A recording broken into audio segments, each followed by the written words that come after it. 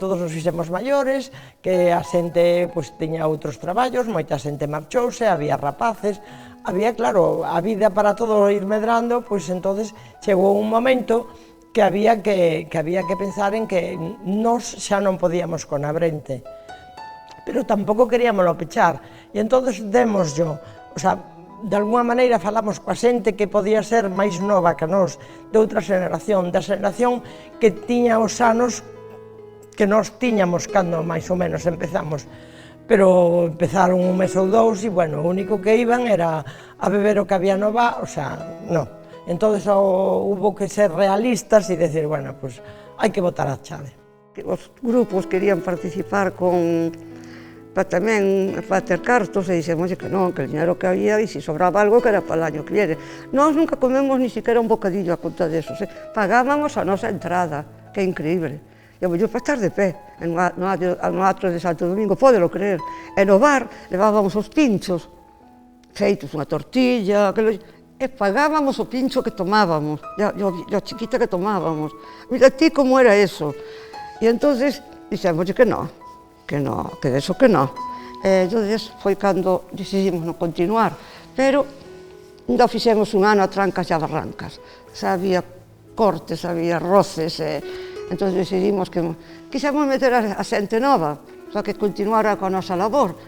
Pero a xente nova que quería, como a da hora, era empeoradora, pero bueno, querían ir, sí, pero pasarlo bien.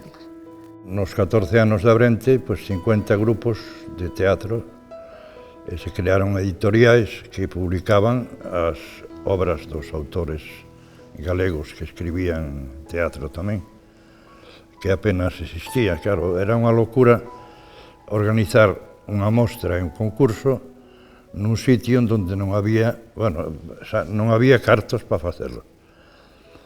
Si se fixo foi gracias á axuda dos artistas que colaboraban regalándonos as obras de pintura, escultura. O sea, era unha locura porque non había cartos, non había grupos e non había textos. Todo eso hubo que creálos a pouco, nos anos que existiu Abrente. Eles foron a representación en Galicia máis poderosa e máis senlleira do chamado teatro independente, sumado á reivindicación da lingua e da cultura propias. Abrente sinalou a Ribadavia como algo que hoxe se segue a reivindicar, que é a capital do teatro galego. Naqueles momentos era unha xente que empezou a reconstruir tamén a historia, unha historia borrada ou silenciada, descoñecida da literatura dramática e da creación escénica en lingua galega, e decidiron crear un concurso de textos teatrais e unhas mostras de teatro galego que son fundamentais para todo o devir posterior do teatro galego, para a súa profesionalización, para a creación dramática, para a exhibición, para a constitución do Centro Dramático Galego, porque tamén terá moito que ver logo despois a creación do Centro Dramático Galego con moitos episodios que puxo en riba da mesa a través dos debates ese movimento de Abrente. Polo tanto, Abrente é fundamental para a construción do que será despois o noso teatro galego contemporáneo. Non hai machado que rache a raíz do pensamento, non hai machado que rache a raíz do pensamento, sin razón sería vida, sin razón.